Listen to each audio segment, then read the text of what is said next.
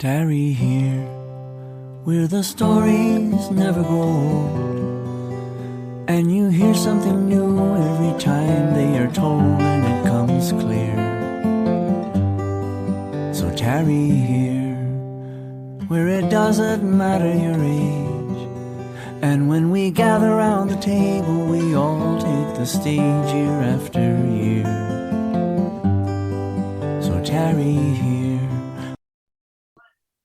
Welcome to the Enlighten Radio Storytelling Hour at enlightenradio.org. This is Fanny Crawford. And Stash Ziolkowski. And today is February 12th, a Monday, 2024. Our theme today is personal experiences of Black life, culture, and history. We're celebrating Black History Month today. And what else?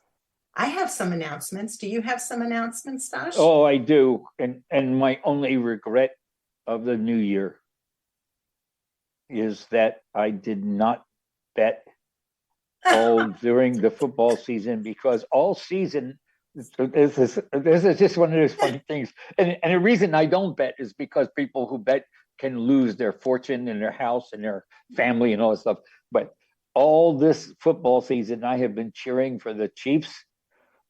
I'm talking to my brother, and he and I talk about bets and all this stuff all the time, because he used to be a gambler. And if I had stayed and just put a couple bucks each time I bet with my brother and maybe with a bookie, I would have made a fortune, because I picked the Steelers to beat the Ravens twice. And I picked the Chiefs to beat the Ravens, and then I picked the Chiefs to win the Super Bowl. And if I had just bet a couple of $1,000, I'd be a millionaire. I'm sorry to hear that.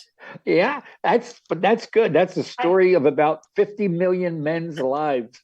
If only they had bet when they knew they were going to win. Okay, well, at least you're having a good time.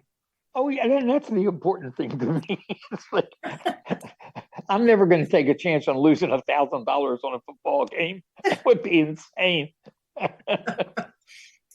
Yeah, I find football in general pretty insane, but we don't want to get into that. Well, no, well, yeah, right. Okay, well, here's my first announcement. I want to make sure that all of our listeners know about the National Women's Storytelling Festival, which starts beginning as a Zoom event on March 14th, that's a Thursday, but quickly moves to live and Zoom. So there are lots of options for people to attend. I also want to say that 20% of the audience each year for the past 5 years has been male. So men are welcome, both on Zoom and in person. And yours truly will be telling both on Friday evening for the opening session. And then on Sunday morning, I have a full 1 hour slot. And I am hoping that everybody I know in the world will attend. And the other big important piece of that is that you need to know, if you're at all interested, early bird pricing, which is much less money than paying full price, ends on February 15th. So I will be sending out emails, and I'm giving out my phone number right now, 301-730-1638. And my email address at fanitsky@hotmail.com, so that everybody can get this link from me, bettersaidthandone.com/women's-festival. bettersaidthandone.com/women's-festival. And you can get the entire schedule, all the pricing options. It's very inexpensive if you only do 1 or 2 sessions. It can be pricey up from there, but if you're not going for the entire 3 days, 4 days, it's quite reasonable. And I encourage everybody to come one way or another. It's in Fairfax, Virginia, but you can come on Zoom as well. Okay. That's all I'm going to say about that. Okay. And anything on stories in the round? Nothing more than what I said last week, which is that I have 3 tellers lined up, but I don't have their contracts in hand. Okay. So I'm not announcing, and I have a couple other people interested, and I will keep everybody posted. All right. Actually, I hope to have those contracts by the middle of the week this week. So if I do, I will post something. Great. Super. Yes, I think All so. right. And All right. you probably want to talk about tomorrow. Tomorrow, the opening session of year 12, the 12th season of the Speak Story series in Shepherdstown at the community center in Shepherdstown, right down there on German Street, and right at 7:30 on Tuesday, the 13th of February. The Speak Story series will be featuring Gail Ross. And Gail Ross is going to do a special program. She is a member of the Cherokee Nation, a direct descendant of John Ross, who was the principal chief of the Cherokee Nation during the Trail of Tears. And her program tomorrow will be called Inside the Beaded Beltway. And it will describe the relationship between the tribal nations and the United States government from the time of the Revolutionary War to the present day. And I'm really excited about seeing that. I've seen Gail Ross speak many times at the National Storytelling Festival, and I'm looking forward to it. 12th season. This is going to be dynamite. And there's a great lineup. In March, Peter Cook was a deaf storyteller. In April, Antonio Raja, who was a magnificent storyteller.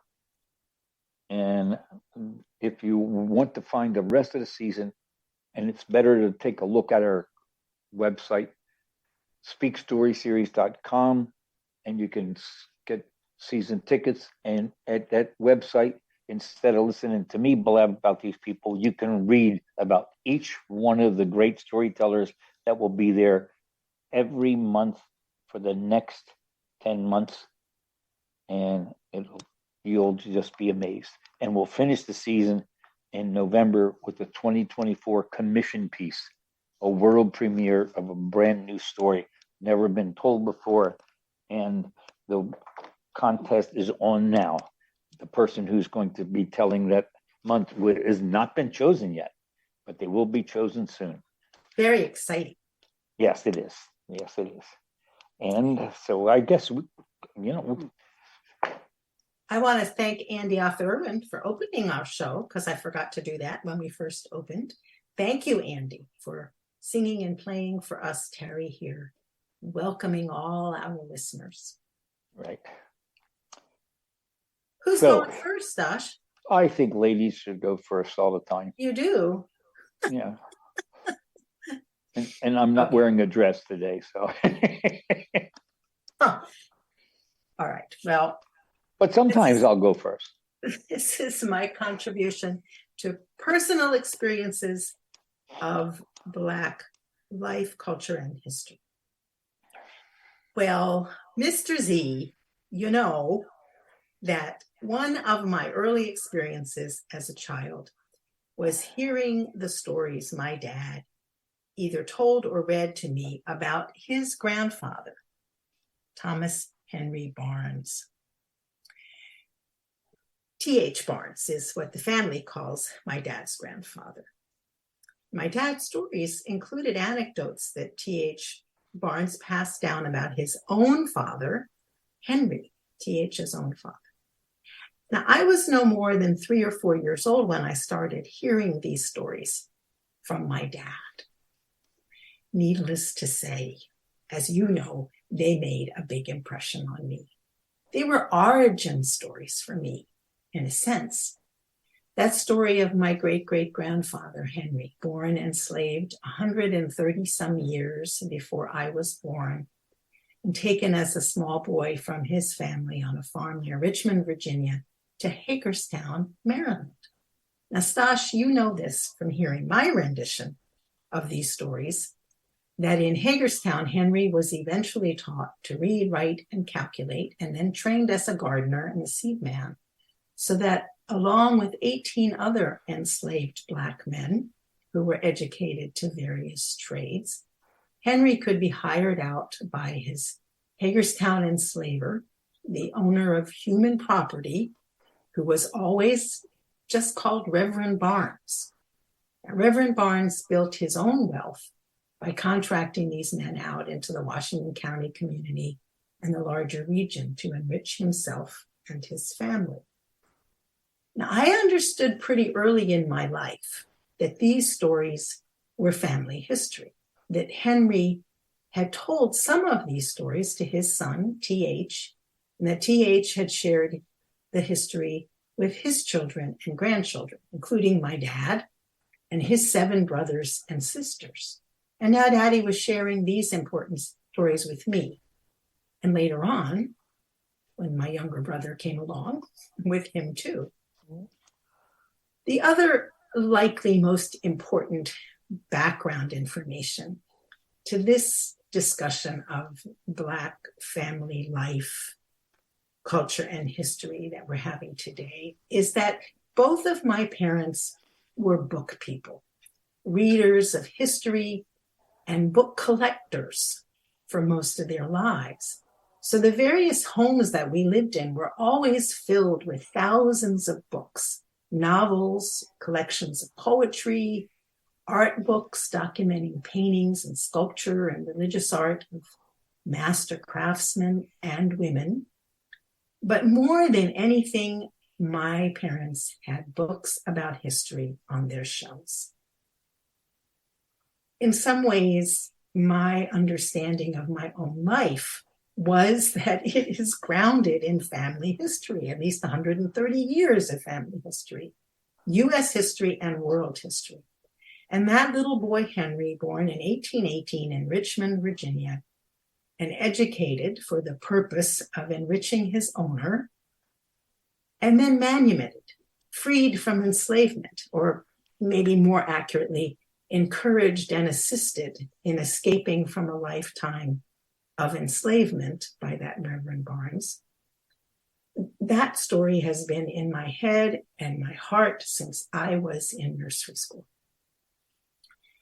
So aside from being educated through fairy tales and folk tales and nursery rhymes and children's finger plays and Greek mythology and some cultural and religious history from my mother's Jewish family and Western and Central European traditions, I also had the cultural memories of Black history. Everything from the history of chattel slavery in the Americas to what it takes to be a skilled and successful gardener and seed man, or a domestic worker and a caterer, as my 2 grandmothers were. The varieties of Christian faith practiced by my African American forebears and their descendants, my contemporary aunts and uncles, my father's side. And what educated and undereducated working Black men and women were reading and talking about during those same periods. Some of my earliest memories of the world around me were about churches and synagogues and Quaker meeting houses in Philadelphia and Buffalo and Olean and Jamestown, New York, and New York City, listening to my aunts and uncles and cousins on both sides of the family share stories about their own and their family members' working lives. A printer, caterer, doctor, prison guard, retail shop fashionista, tailor, domestic worker, machinist, traveling salesman, numbers runner, nurse, college professor, and many more. I loved sitting on the sidelines, listening to adult conversations about work and politics and humor. realities and fantasies, foibles and the achievements of humanity. Well, September 1963, I was 13 years old.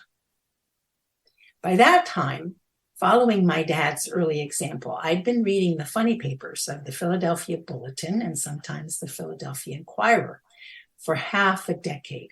And that meant that I sometimes also saw the front page headlines and looked at some of the photos in the news stories.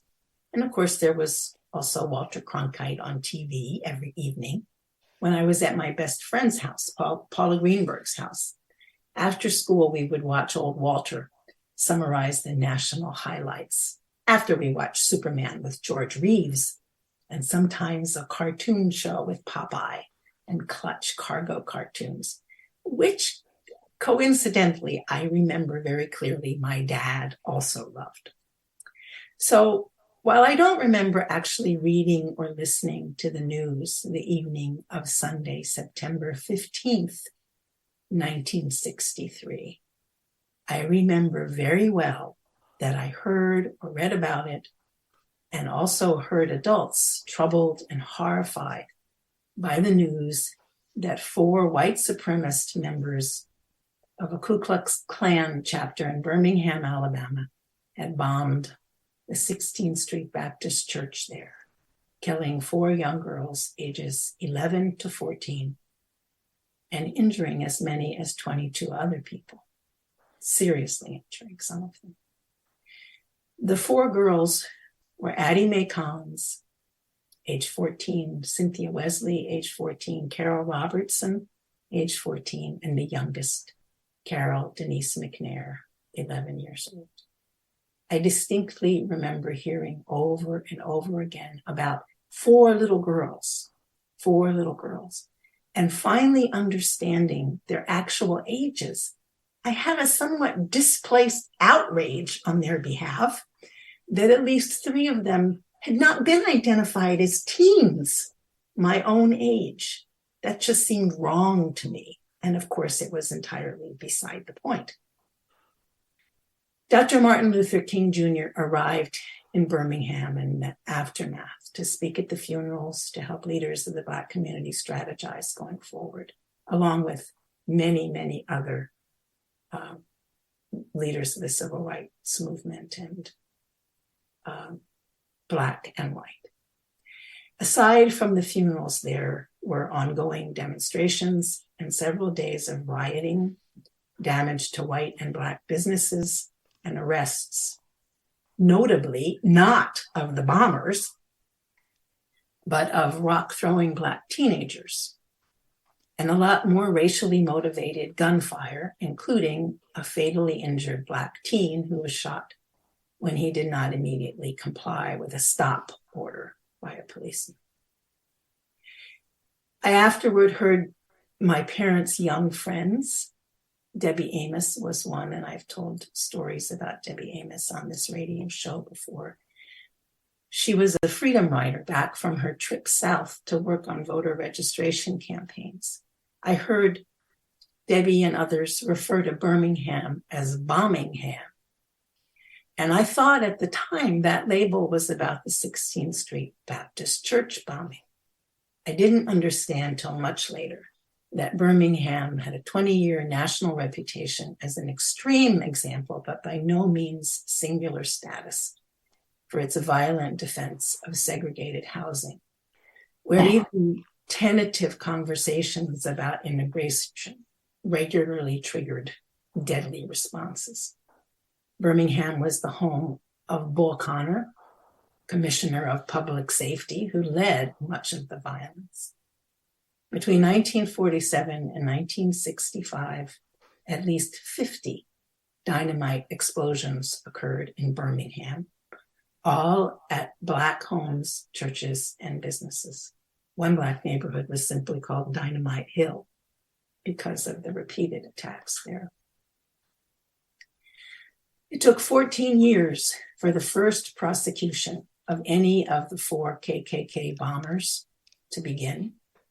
In the end, only 3 of them were imprisoned, and there is still speculation that there may have been others involved.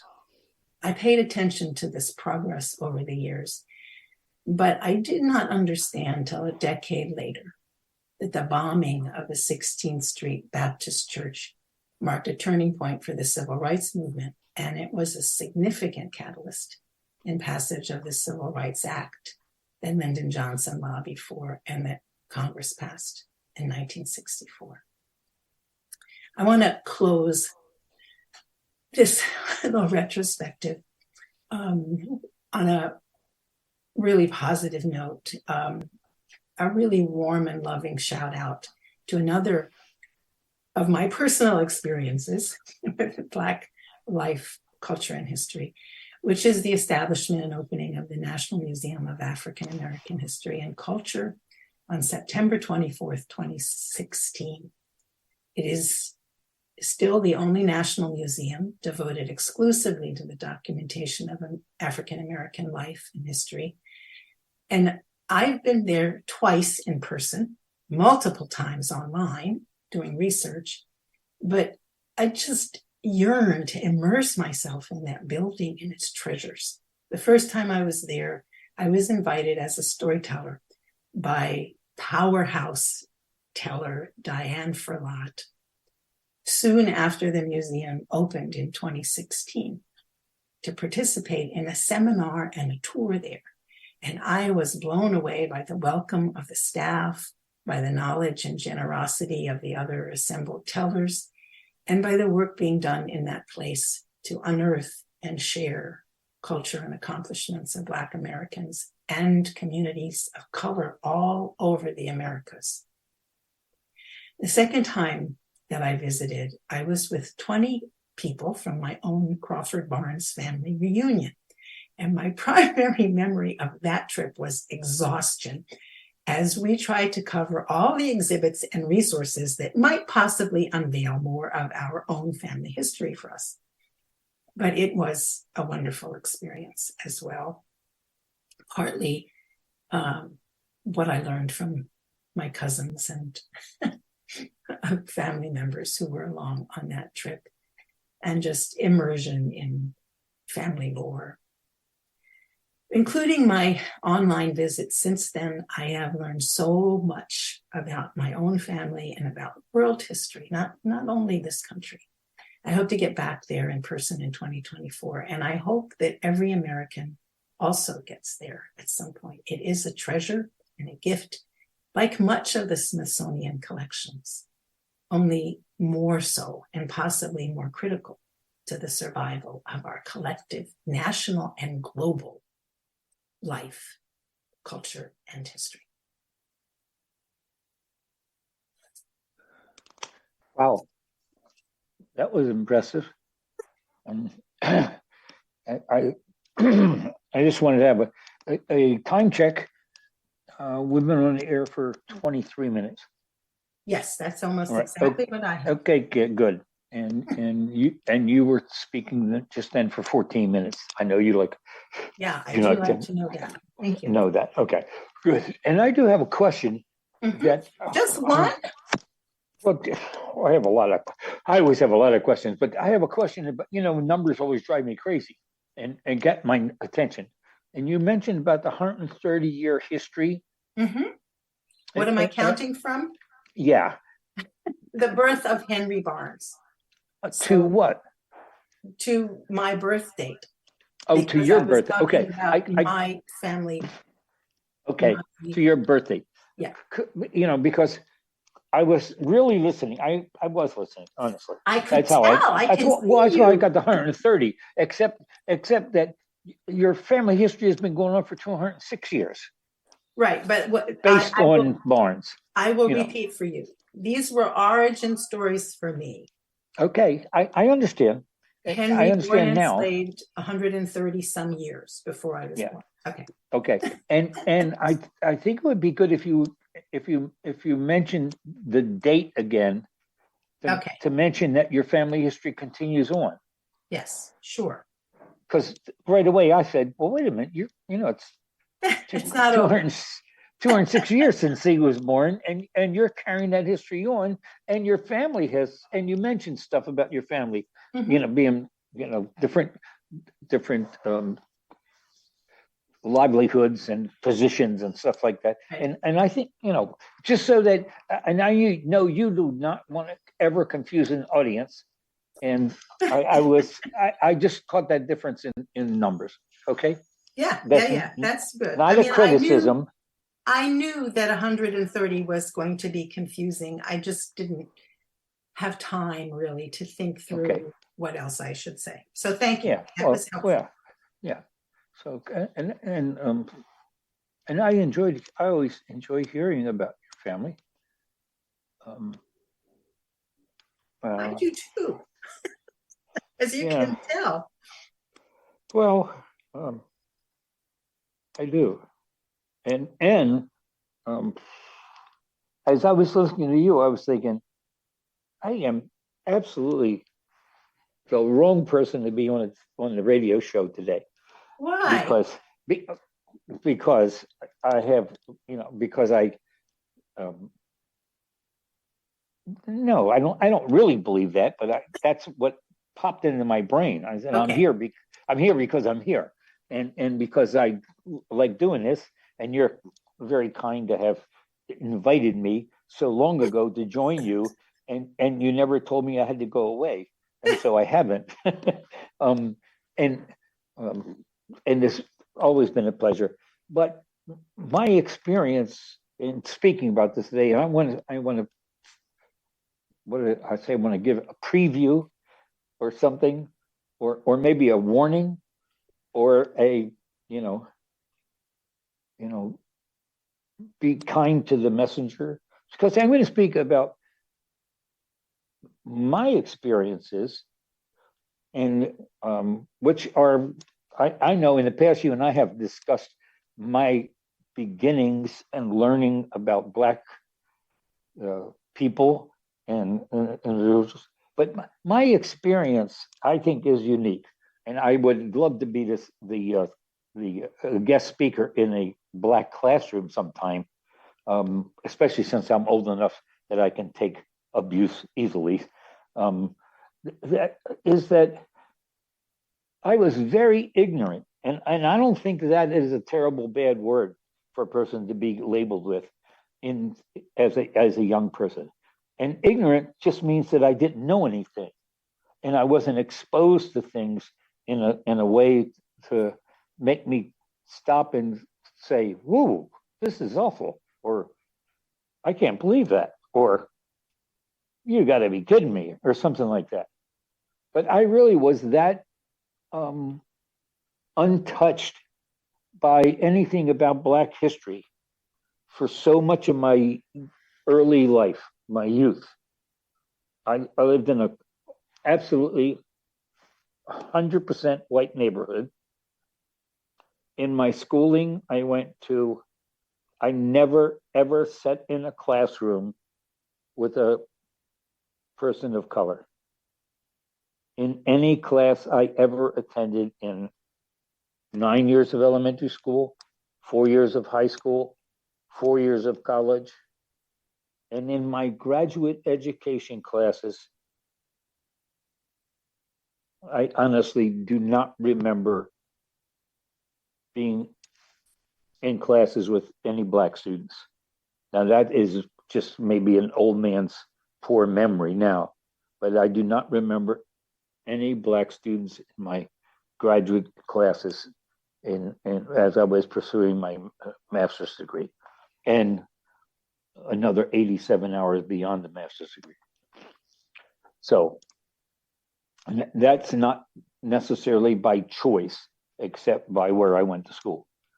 And so I'm going to tell a few stories about my experiences. And I want to emphasize that anything I talk about as far as behaviors, I am not going to make no judgments on. And I don't make judgments on behaviors based on race or ethnicity or religion, stuff like that, because everybody does things in based on how they were raised or how they were influenced by their friends or peers or their relatives or their all kind of other things. So these are just some of my interactions over the years and a great deal about my learning over the years. And so here we go. The first time I really spent any time more than walking by or standing around somebody of a different race was in basic training. 17 years old, just a month before my 18th birthday, I went to Fort Jackson, South Carolina. The reasons I joined the Army at that age are so crazy that if I told them on the radio and anybody was close to a policeman, they might say, I think you should go and take that guy, take him someplace. He's saying crazy things. Anyway, 17 years old, Fort Jackson, South Carolina, induction center. About 5 days after we got there on a Saturday, I guess it was 5 days. The following Wednesday, they put us on trucks, drove us just a short distance to our basic training company area, had us grab our duffel bag, throw them off the truck, and they were screaming, the sergeant saying stuff like, when that bag hits the ground, you better be standing there to catch it. We were on the truck throwing them down. I was just barraged by insane screaming and yelling and some curse words, not too much, but some this is and that's and everything. Anyway, I wound up in the second platoon with Sergeant Dixon, who was a nice young sergeant. I have no idea exactly how old he was, but he had a young wife and she was just about to have a baby. And he told us that the very first day we met him. And he had a deep Southern accent. I loved hearing him talk. Of course, half the people I was in basic training with in that, especially half the people in the building I lived in, the second platoon, there were about somewhere, I guess, between 40 and 60 men. I have no idea for sure how many. Probably, I guess if I really looked at some of my paperwork records, I could figure it out. But we lived in a building that was two floors, and there were 4 squads. And I guess there were probably 18 people in each squad. So what's that? I don't know, 36, maybe 15, 60. I don't know, 15 people in a squad, maybe. Anyway, about a third of that platoon, maybe a little bit less than a third, maybe a fourth, were Black soldiers, African American young men. There were only 3 men out of our company, 4 platoons, 220 men. Out of those 220 men, there were only 3 who were over the age of 21. 217 of us were under 21 years of age. So I wasn't the only baby, though I was one of the youngest. And it was the first time when I lived in that building with these other men, probably somewhere between around 50 other guys, and that I was with Black people. I mean, there were young Black men that slept in the same room with me. There were Black men downstairs. And when we all day during basic training, we worked together. We went to classes together. We sweated together. Uh, in the evenings, we polished our boots and laughed about things and listened to music. And when we had to get ready for inspections, I just remember a couple of times I wish I could have taken a picture. We didn't have cameras in those days. They existed, but we didn't have them in basic training, and we didn't have phones, of course. But I wish I could create a picture, or was artistic enough to draw a picture, paint a picture of a group of young men cleaning up the barracks, getting ready for inspection. And one of the vivid pictures I have in my mind that I wish I could recreate were probably 6 of us in the latrine, scrubbing the floors, cleaning the walls, washing things, scrub brushes, hands and knees in our underwear. And 3 out of the 6 were black. And I was thinking, this is really something. And the more I think about it, I wish I had that picture, because I wonder if anybody would believe that. Anybody who I knew as a kid, I didn't have any African American friends. Once I tried to recruit a kid I met in Patterson Park.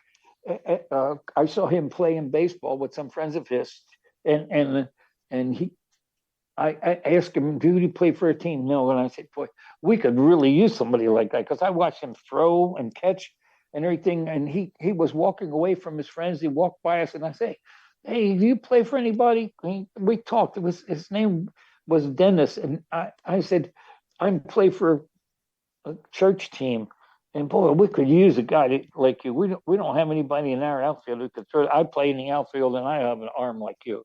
And everything. Anyway, we talked, and I said, "Do you come here, the park?" He said, "I'm here almost every day." And I said, "Well, I'm going to ask our coach if we can get somebody from that's." I said, "Are you Catholic?" And he said, "No." I said, "Well, that's okay." I said, "I know guys on the team who say they're Catholic, but I don't think they're Catholic because they're not very nice people." Anyway, he and I got along, and I was shocked when I did approach the coach, who was a nice man, who explained to me that we couldn't have Dennis on our team because he wouldn't have fit. And then finally he just said, "Look, he's a black kid. You told me he said the priest is not going to let church. There are no black kids in this community." And I said, and I've been laughed about. This has caused people laugh at me when I told the story earlier in my life. And it's okay, because I was ignorant. I couldn't understand that. I couldn't understand why. All I cared was Dennis could throw the ball really well, a lot better than I was able to. Anyway, so in the Army, I got to meet guys who could do things, and could run, could soldier like crazy, do push-ups, could all kind of things. And I made what I would consider, in my mind, I made some friends. Not that I ever saw them afterwards for very long, because after basic training, everybody goes all over the place to different schools and stuff. But I made some nice connections, and I did learn some things. And I think it was the time I was in the Army, 1959 to 1962. At that time, I didn't see a lot of prejudice towards, especially in basic training, towards anybody except the guys in basic training. Every sergeant yelled at us equally. Some of the sergeants were white, some were black. And I couldn't tell the difference between black or white when they were yelling at me behind me or or yelling at any of the guys, because I learned as I got older. That was part of being a sergeant in basic training. Yelling was one of the first things. I think if you couldn't yell loud enough, they wouldn't let you be in charge of troops. But I didn't see any what I would have considered racial prejudice. We were all picked on by the sergeants, and I didn't see a whole lot of stuff about race between the guys in the barracks. And I guess that was probably was because we were all being picked on. At least that's the way I thought of it. We were all being made to do push-ups until our arms were killing us, and hearing stuff about how stupid we were and how lazy and how fat and how useless and how we probably would be only good to be target practice for the enemy and stuff like that. Just incredible. It took me probably, I was in basic training for 10 weeks after the warm-up stuff, and I think it probably took me until maybe the 8th week before I dawned on it was just pretty much a big game to these guys, to the sergeants, because I started to notice sometimes if you paid attention to them when they didn't think you were listening, you'd hear them little smirks and laughter and chuckles at some of the things they were talking about, and I thought, they're really not this mean. I bet if you met them someplace else, if you went to their house, they probably have decent wives and children, and they don't probably, anyway. And then as I got older, of course, as I got into my 20s and 30s and started to get some maturity, I realized that it was like a game, and later on in life, as I was, when I was a coach, I realized coaches use some of the same techniques the sergeants did too, to give the teams a hard time about this or that and motivate them and stuff. So anyway, after the Army, and I really I enjoyed the Army. It was the best 3 years of schooling I had without having a formal education degree from it. But I consider my DD 214 my papers of separation when I got out of the Army with an admirable discharge and all honorable discharge and all that stuff. I realized that those 3 years were as valuable as any of my other many years in education, in elementary, high school, and in college, and in graduate school, as far as growing up and learning about the world. But after that, when I went through college, graduate school, and I became a teacher, I think is when I finally started to learn things about people. And one of the things that I learned was, and I had to learn pretty quickly in my 4th year of teaching. My first 3 years of teaching, I taught at the high school that I had attended, Catholic high school, 1,200 boys, all white. There were no black children in my schools, ever.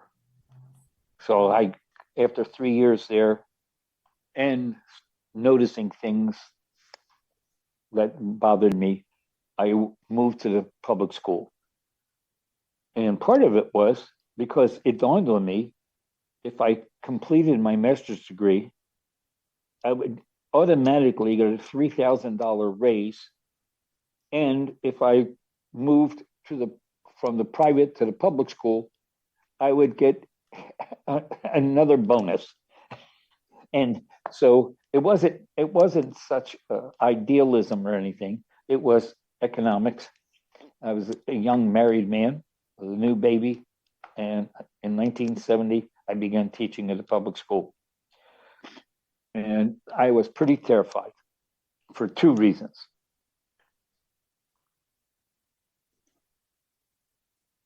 Public school in Baltimore County I was going to face a big difference.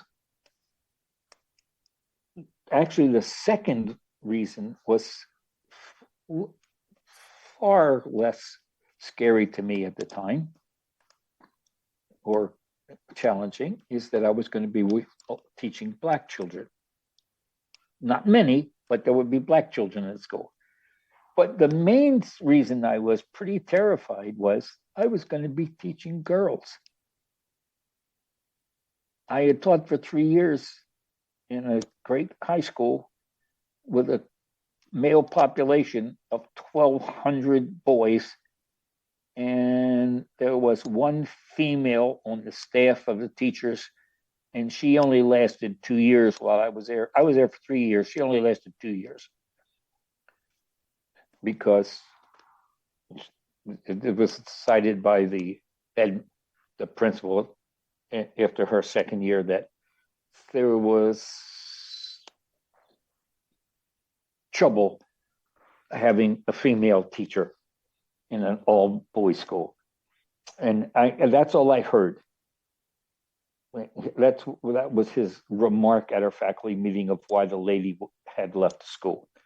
And I never did find out. And I really didn't want to find out what that meant, because the guy seemed to like her as a teacher. I didn't get to know her personally.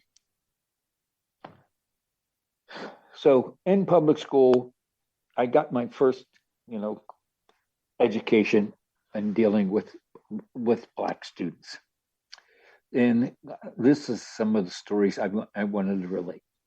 And I want to be sure that I get across the fact that I am not making any judgments on behavior, just other than being amazed at the behavior of teenagers and thinking, was I like that? And then when I would look by myself and look in the mirror and say, oh boy.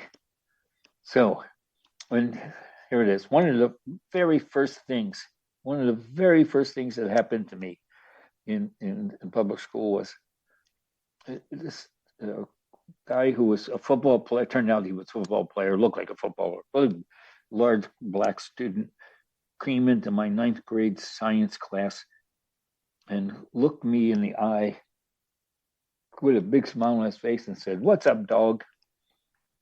And I immediately inside said in my brain, what the hell did he just say to me? He called me a dog. This is in my head. And a guy sitting in the front row in front of my desk, who had been in class a couple minutes, saw my face and kind of leaned forward and said, "He's saying, how you doing, pal?" And this was a white kid, and the big guy just looked around, and I said, "Hi," and he walked away and sat down, and the kid and I, after class, the kid said, "You thought that guy was calling you a name, didn't you?" And I said, "Yeah." I said, he said, "Are you new at this?" I said, "Yeah, this is my first year in public school." He said, "Phew."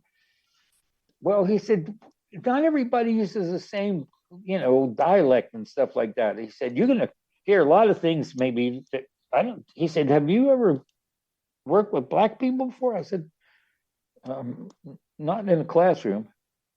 And he said, "Well, okay." He said, "You might be shocked at some things you hear." And I was.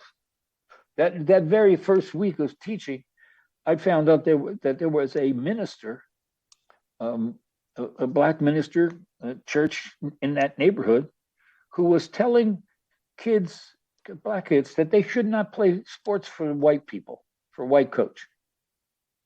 And I was a new coach. They didn't have an indoor track coach that was happy.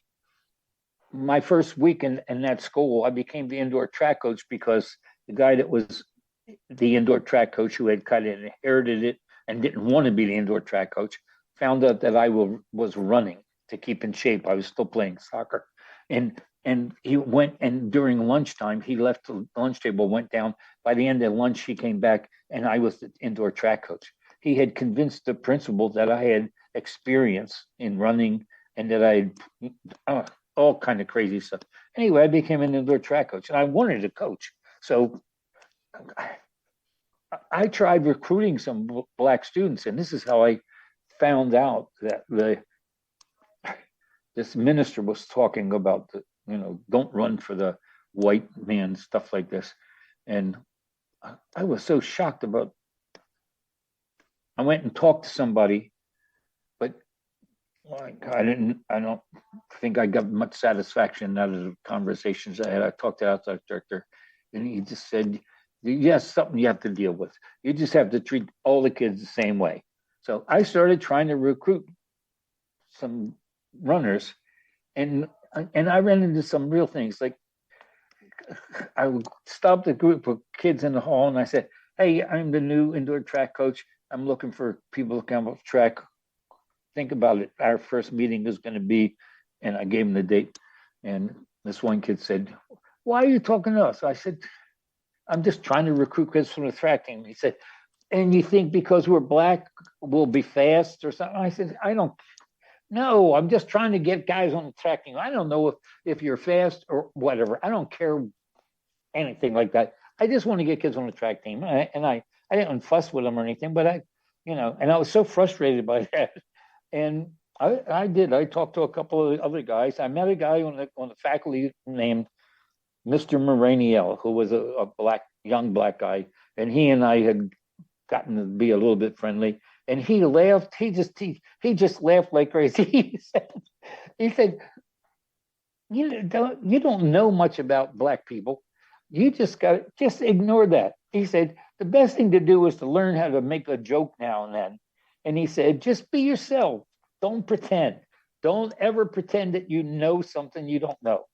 And I really valued that. So anyway, I did learn that you gotta just relax with the kids. So one of the things I did that year, I taught a couple of things: ninth grade science, and also I taught a math class. And in that math class, this is actually in the second semester. It was later on in the year, but this is something that I learned, that if I got friendly with the kids in a way that I could, talk to them and be honest about stuff. When I made a mistake, I was willing to admit it, stuff like this. In the second semester, I was asked to teach a class. Was like remedial math. Kids who had struggled with math, but had to have this a math thing, credit. And in that class, there were a group. There were about maybe 1/3 of the class was Black students, and there were 6 or 7 Black boys, a couple of Black girls, and the rest of the class were white students. And they were all people who had struggled with algebra. And so I was working hard. At the end of the first marking period, I was giving out grades, and I was told by other teachers, don't give students their grades before the report cards come out, because you'll get a lot of grief. Wait till they get their report card and let them get their grief from their parents, and then they'll talk to you about the grades. But I decided that, I had grades already recorded. Why should I keep them to myself? The kids worked those grades. I was still thinking like a kid. I was going to give out the grades. So I gave in a class, and this particular class, the guy in the first row was he was on the basketball team. He was a star. He was he might have been the best looking male in the school. He was a handsome young man, and all the girls liked him. All the girls, Black girls, white girls, every girl liked him. I even noticed that the female teachers said, "Hi, Dan," and stuff like that. They didn't even talk to him like some of the other ones would say, Mr. So-and-so to a boy in a class, like Mr. Jones or something. They called him Dan because he was, and I'm, that was another one of my things learning. Even some of the adult women teachers would be flirting with students. And so I passed out these grades. As soon as I handed him the slip of paper with his name on it and his grade, all I said was his name and a grade, just a small piece of paper. And I was walking by and he said, a D, give me a D because I'm black. And I had been trying to, work with the kids and everything. And on the spur of the moment, I turned around and looked at him. Now, I had just described this guy. He was handsome, athletic, popular. And I turned around and said, what? And he said, you gave me a D because I'm black. And I looked at him and I said, I did not. I gave you a D because you're ugly. And I kept walking. Well, the other guys, the other black kids, boys, I was to me, it was like a miracle because I didn't plan it, but they picked up on it and they got on they started. Did you hear what the man said? The man said, you ugly. And that's a bad imitation, but that's the way, and they all started laughing. And then the other kids started laughing. And I just kept going, passing out the things. And finally, I turned around and glanced over my shoulder, and he was laughing because he realized that was nonsense. He was not doing his work. He didn't deserve a good grade, and it had nothing to do with him being black, And I think that was such a learning thing that it helped get me onto the learning curve, that you just got to be yourself when you deal with people and not make judgments about why they're doing things or how they're doing things, but learn to relax and don't be different. Don't treat a black student different than you would a white student. That's another thing I learned very early on in teaching. If you stop a kid from running in the hall, don't only stop the black kid who's running in the hall.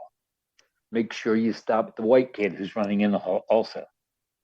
Because otherwise it looks like you're only picking on one kind of person and not picking on any child that's running in the hall.